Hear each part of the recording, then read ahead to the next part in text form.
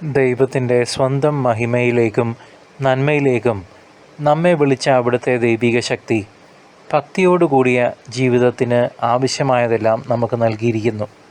സഹോദരങ്ങളെ, ഈ വിളി കേവലം നിഷ്ക്രിയമായി ഇരിക്കാനുള്ളതല്ല, മറിച്ച് വിശുദ്ധ പത്രോസ്ലീഹ നമ്മെ ഓർമ്മിപ്പിക്കുന്നത് പോലെ നമ്മുടെ വിശ്വാസത്തോടൊപ്പം സൽഗുണവും, സൽഗുണത്തോടൊപ്പം അറിവും, അറിവോടൊപ്പം ആത്മനിയന്ത്രണവും സഹിഷ്ണുതയും ചേർക്കാൻ നാം എല്ലാ രീതിയിലും പരിശ്രമിക്കണം.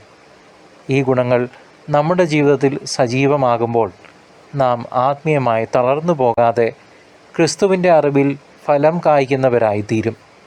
അതിനാൽ നാം വീണു പോകുവാതിരിക്കുവാനും നമ്മെ വിളിച്ചതും തിരഞ്ഞെടുത്തതുമായ ദൈവിക വിളി ഉറപ്പാക്കുവാനും നാം കൂടുതൽ ഉത്സാഹത്തോടെ പരിശ്രമിക്കേണ്ടതുണ്ട്.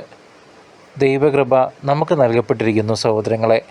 എന്നാൽ ആ കൃപയോട് സഹകരിക്കാനുള്ള നമ്മുടെ സജീവമായ കടമയും ഉത്തരവാദിത്വവും ഈ തിരുവെഴുത്തുകൾ ഊന്നി പറയുന്നു. അത് ചെയ്യുന്നുണ്ടോ എന്ന് നമുക്ക് വിചിന്തനം ചെയ്യാം. ഇല്ലെങ്കിൽ ഈ നിമിഷം തന്നെ തീരുമാനമെടുക്കാം.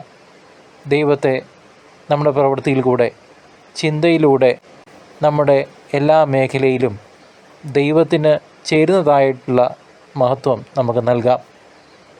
ദൈവത്തെ നമ്മുടെ ജീവിതത്തിൻ്റെ കേന്ദ്രബിന്ദുവാക്കി മാറ്റാം. കർത്തൃ സാക്ഷികളായി ജീവിക്കാം. കർത്താവിൻ്റെ രണ്ടാമത്തെ വരവിനായി നമുക്ക് ഒരുങ്ങാം.